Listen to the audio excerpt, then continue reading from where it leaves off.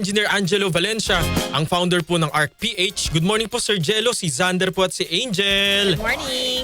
Good morning, Xander and Angel. Ayun, Thank you for having me again. Opo, In ayan. 11 months. Correct. So Last naalala year. ko nga si Sir Last year, Angelo. July. Opo, last July po. Sir Jello, ito hong Pride Month, ano ho ang kahalagahan na ito po ay ating sineselebrate every year?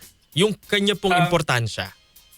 Sa amin kasi, sa community, mahalaga sa amin na i-celebrate yung Pride kasi ito yung okasyon para sabihin namin na we are here, we exist, at we come in peace. Hindi kami para makipag-away, para i-abolish yung dating order. Kung di, gusto namin makipag-coexist sa mga straight nating mga kababayan at kasama sa mundo. So basically, yun lang naman ang ibig sabihin ng Pride. Medyo nag-divest na nga lang ng konti dahil sa ngayon kasi mas accepting na yung mga tao. Hindi na namin kailangan makipaglaban katulad ng dati. Kasi dati, in my lifetime, nakita ko yung transition from kinamumuhian ka, pinandidirian to pakunti-kunti, natotolerate kami, and then hopefully, full acceptance.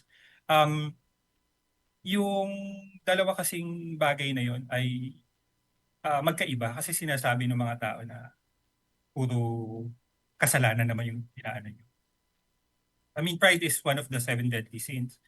Pero kasi para sa amin, gusto lang namin ipakita na nandito kami and we are, we can be we can be friends and pwede nyo kaming makatulong para maging mas maunlad yung bansa natin or yung community para hindi tayo backwards. So yun yung sineselebrate, yun ang gusto naming sabihin sa grupo namin na, na ibig sabihin sa amin ng Pride. Opo. Sir Angelo, tingin nyo nakakatulong yung mga ganito mga aktibidad para nang sa ganun matanggap ng lubusan ng LGBTQIA+ community dito po sa ating bansa? Ayoko naman sabihin generally speaking, nakakatulong o hindi nakakatulong. Pero lagi naman kasing dalawa yan eh. Depende yung kung sino yung titingin. Kung within the community ang Correct. titingin, definitely sasabihin namin na nakakatulong kami. Pero kung ang tatanungin niyo ay taong may prejudice sa amin, siyempre sasabihin nila na um, hindi kami nakakatulong. Pero at the end of the day kasi, nasa amin yung burden. Nasa amin yung burden para patunayan na we mean good at we don't mean any harm. So, nasa sa amin kung paano namin patutunayan sa mundo, sa mga nakakakita sa amin, na kami ay worthy ng acceptance. So, nasa sa amin lagi yon. Hindi yun dapat maging adjustment ng mga taong gusto naming maging kakampi. So, laging nasa amin yung burden na yun. Opo. And sinabi niyo po kanina Sir Jello no, na mas accepting po ngayon ang mga kababayan nating Pilipino. Although, nakita ko ho yung meme, ewan ko ho kung nakita ninyo sa Facebook, na yung salita raw pong Pride Month, sa gitna raw po nun, yung DEMON. Demon. Nakita ko yun. Nakita niyo po. ko yun. Ano hong opinion ng Nakita ko inyong yun. grupo, sir? Na may mga ganong nagpo-post pa. Kasi hindi naman namin kasi mapi-please eh. Hindi namin mapi-please. Pero sabi ko nga, at the end of the day, nasa sa amin yun eh. Kung patutunayan namin na tama sila or patutunayan namin yung case namin na nandito kami para maging productive, hindi para suwayin yung mga dating world order or yung mga religious order. Pero kasi nasa amin din nga yung burden na dapat hindi rin naman din, dapat din kasi maging sensitive kami as a community sa mga sensitivities, political, religious, and cultural ng mga taong nasa paligid namin. For instance, halimbawa pupunta tayo sa Saudi Arabia, magpa-Pride March tayo doon. Hindi Ano pwede. mangyayari sa amin, Hindi di ba? pwede. Ano mangyayari sa amin? So, kumbaga parang kailangan maging sensitive din kami kung nasaan kami. And for better or worse, ang Pilipinas ay still isang predominantly Catholic Christian country. So, dapat nag-a-adjust din kami. I mean, kasi yung ibang mga nagjo-join ng Pride March, parang nababagalan sila sa takbo nung progress namin. Pero kasi ako, in my lifetime, nakita ko na yung transition. So mangyayari to, bigyan lang din natin sila ng reason para tanggapin tayo. So yun yung lagi naming sinasabi sa grupo namin na kailangan meron din silang reason para maging kakampi natin. Kasi kung gusto mo sila maging kakampi, ang gagawin mo naman hindi ka sensitive sa mga sensitivities. Example, isang conservative na family tapos magdadala ka ng jowa mo. Oo. Hindi mo Oo. sila magiging kakampi, lagi kayong magiging at odds with each other. So, yun yung gusto naming mangyari sa community na maging sensitive. I mean, darating yon pakunti-kunti, pero wag lang tayo kasing nagmamadali. Tipong malayo na yung narating, hindi, Mhm. malayo pa sa finish line, pero malayo na rin yung narating. So, Opo. yun. Mhm. Opo. Sir, ano Kasi, po, sige po, go ahead po. kasi yun yung ano yun yung dapat na maging tingin yung half full, half empty. Ang tingin kasi ng mas marami is half empty. Para sa amin, konti lang kami, half full na. Kumbaga parang malapit na. Pero Mhm. malayo pa, pero malapit na rin. May progress.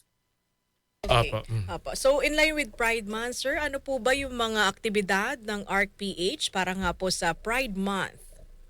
Wala kaming centralized na na activities. Although yung mga members namin hindi ko sinasabing ini-encourage pero parang gano'n na nga rin. Ini-encourage namin silang pumunta pero mag-ingat. Last year kasi we participated in 3 Pride events, yung sa Manila, Quezon City at saka dun sa Pampanga. Opo. Kasi Mhm. yung grupo kasi natin, ang ARC kasi ay mayroong 4 na clusters depende kung nasaan ka. So kung Metro Manila, kung nasa bandang Quezon City ka, you can attend the Quezon City March. Kung nasa Manila ka naman, meron yata sa Manila. And then basically yung group, yung cluster ko kasi is nasa norte. So ang pinupuntahan ng mga nasa cluster ko na malayo sa Metro Manila ay yung sa Pampanga. So yun. So this year, ganun ulit ang gagawin namin. I-encourage namin sila na pumunta with of course caution. Um, Tapos, after nung event na yun, tsaka na lang kami mag-get together. By 10 o'clock, I guess Mhm. parang 10 o'clock yata yun sa Quezon City, post Pride Party Opo. Post celebrations namin. party. So, yun ang gagawin. Oo, parang ganun, post-event. Opo. Pero para sabihin, yung centralized, wala kaming centralized kasi mahirap i-gather eh. Ang Mhm. mga members namin from Baguio to Quezon eh. So, mahirap silang papuntahin sabay-sabay sa isang lugar. Opo. Sir, question lang po. Politically incorrect po ba yung salitang bakla at tomboy? Kumbaga offensive ba yan? Yung salitang bakla, tomboy, tibo? Para sa amin kasi hindi naman kasi hindi yan ang dapat na tinitignan. Kasi kung ang pagka kami lang, pag sinabi may bakla, hindi yung derogatory. Pero Okay. pagka may iba kasing tono, may intonation na for instance, hindi naman tayo close, tapos tatawagin mo akong ganun. Offensive. Medyo hindi naman offensive, tipong, teka, sino ka para Hindi Tayo Kasi tayo parang close. term close. of endearment yun eh. Parang term of endearment na para sa amin yun, na parang reserved ito para sa mga taong ka-close namin. Pero the words, hindi naman sila offensive, hindi sila politically incorrect. Mas marami tayong politically incorrect at mga offensive words na dapat na pinag-uukulan ng galit natin. Hindi yung Mhm. mga ganung mga words. Para sa akin para sa akin. Siguro gusto ko ring i-mention sa inyo yung mga issues Mhm. namin Opo. na ito interestingly yung mga nangyayari sa Senate kasi dapat 'di ba kahapon tayo hindi natuloy Yes, kasi merong opo. mga sa Senate. Senate Mhm. So Flix. Mhm. Senate Flix nagpa-poll kasi kami kung ano yung mga issues na gusto nilang ma-address. Opo. Mhm. 64% ng respondents issues on corruption and accountability of officials. Oh. Mhm. Mhm. Tapos ang 18% on wages and cost of living. 18%. Yes. Oo. So nasa bandang baba yung issues relating to equality and gender discrimination at saka yung walang sumagot ng issues that continue to plague the community, yung STD, Oh. substance abuse, ganun. Mhm. So Mhm. interesting, napaka-interesting. Ibig sabihin yung mga bakla at tomboy ngayon or bakla sa mga parts namin, Opo. hindi kami selfish na yung issue lang namin ang kailangan nating pagkukulan ng pansin. May mas mataas na issue para sa amin na kailangan i-address. So yun na nga yung dalawang yun. So gusto ko lang i-mention kasi ang interesting na hindi you would expect na yung tungkol sa amin, tungkol sa community. Pero Equality, hindi. Soji, Oo. hindi Oo, 'yun. yung mga ganyan. Hindi yun ang issue. Ang issue ngayon is yung maging accountable yung mga taong nagnakaw. So yun yung interesting lang. So I just wanted to let you know na may ganun kaming Poll o botohan. At, findings. opo, at ibig sabihin po, marami po kayong mga miyembro, especially for ArcPH, na mulat po no, May sa nangyayari pakialam sa sa ating... So, bayan. mga educated naman kasi yung mga members namin, mga professionals, at saka mga taxpayer. Opo, Kaya tama. talagang nung alam ko merong umattend sa amin ng trillion peso march. March. Yung succeeding events na marami ring nagpunta sa amin. So, very much involved politically yung mga members. And as they should, kasi it hindi lang to LGBT issue ito ay issue ng sambayanan. Yes. Oo. Po. Sir, ano naman ang pananaw po ninyo dun sa mga miyembro po ng LGBT na nagsi-CR po sa bawa sa CR ng babae, tapos sinatawag pa rin po silang sir, na minsan nabobrought up pa sa social media, di ba, na parang na-o-offend daw po sila. Mhm. May mga yun yung issues na dapat na maging sensitive din kami na hindi porket nangyayari sa ibang bansa sa western world, Countries po, western no? gay community Mhm. like America, OECD countries na mga mauunlad, hindi porket nangyayari doon dapat ginagawa natin dito. Kumbaga sabi nga ni ni Ricky Reyes, di ba? Yung tipong ayoko na lang sabihin graphic, pero if you have the genitalia of a male, doon ka na lang. Pero kasi hindi mo rin naman sila masisi na mag-CR sa mga sa pambabae kasi mukha naman silang babae. Hindi, Tsaka nakadamit hindi, babae. teka lang po, kagaya nga po nun, Oo. sir. Kung halimbawa ikaw po ay transgender, trans woman, saan ka magsi-CR? Eh, nakabihis babae ka eh. Baka po kasi pag pumasok ka sa CR ng lalaki, mailang po yung mga lalaki na, parang may babae dito. maninilip to, Oo, maninilip. ganon. Pag naman po sa babae, maninilip Ay, din to kasi maninilip din. lalaki rin siya. Correct, Yung opo. mga ganun po, saan po kaya anong dapat gawin? Tingin ko depende yan sa appearance. Kasi pagka mukha kang babae, ang tingin sa'yo babae. Babae na rin. Almost wala kang objections doon. Pero kung self-identify ka, tapos halimbawa, punta ako sa CR na babae, sabi ko babae ako. Kasi ang problema ngayon, kapag sinabing babae ka, hindi ka pwedeng i-assail. Hindi ka pwedeng questionin, di ba? Transphobic ka pagka ginanong ka. Minsan, dapat siguro common sense din. Tipong mukha ka bang babae dito ka? Yung iba kasi gusto mag-rage bait lang eh. Diba? Or, Diba? I mean, hindi natin dinidiscuss. Ako meron akong tropa. Talagang mukhang babae. Nakilala ko siya, ganun na siya, babae. Tingin niya sa sarili niya babae. At kami tingin namin sa kanya babae.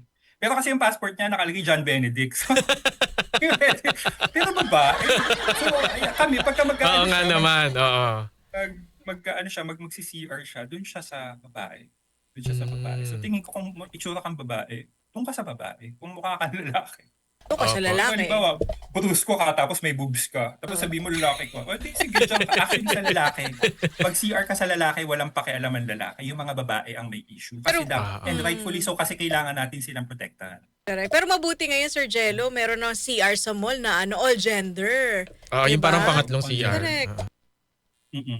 I mean, for better or worse, maski sa simbahan may gano'n. Hindi ko alam kung tama or mali, pero may mga nakikita akong mga simbahan na may all gender sila.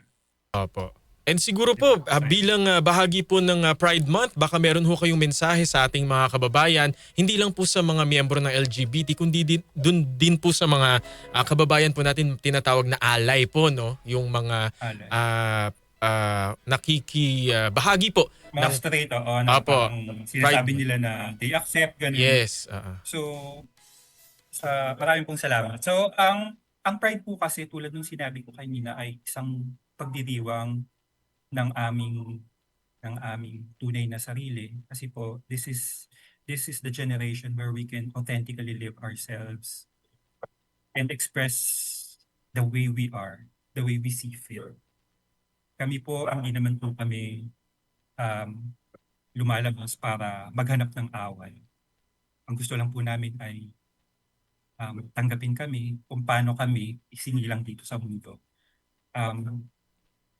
Ang gusto po namin ay maging productive at saka maging matulungin sa kapwa. Marami po sa amin walang anak pero may mga trabaho. So, kaya po namin na mag-support sa community.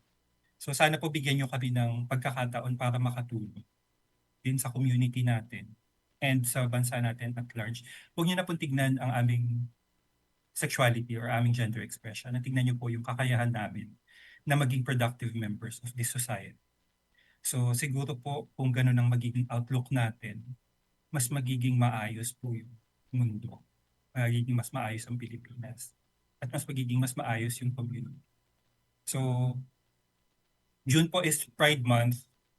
Sana po i-celebrate natin, ipagdiwang natin ang ating diversity, ang ating pagkakaiba, ngunit ang i-celebrate din natin ang ating pagiging magkakatulad. Na tayo po ay mga Pilipino at tayo po ay nilalang ng Diyos sa kanyang image and likeness. So maraming pong salamat, Sander and Angel, for having me. And Happy Pride Month. Mabuhay po kayo. Maraming Happy salamat Pride po. Month. Thank you po, Sir Jello. And natutuwa po kami sir na kayo po yung makausap dahil yung mga pahayag po ninyo balanse. Maraming pong salamat sa observation na yun. We try to, hindi naman po appease both sides, kundi we try to give the most common sense stand on issues. Apo. Thank you so much Thank po you sa po. ArtPH maging sa pagtulong po ninyo sa ating mga kababayan. Thank you po. Maraming pong salamat. Thanks nakausap for po- having me. Nakausap po natin si Engineer Angelo Valencia, si Sir Jello, ang founder po ng ArtPH. Ayan, balanse, no? Balanse. In fairness sa mga statement, mga sagot ni Sir Jello. No? Ayan, baka